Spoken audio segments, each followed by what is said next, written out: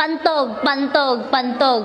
Kapag tayo'y umiihi, syempre, kailangan hindi mo mapigilan yung ihi mo, syempre, para iwas bato, para iwas sakit, syempre, kailangan kapag ihing-ihi ka na, kailangan maghanap ka ng paraan. Hindi yung pipigilin mo yung ihi mo, baka yung pantog mo mauwi sa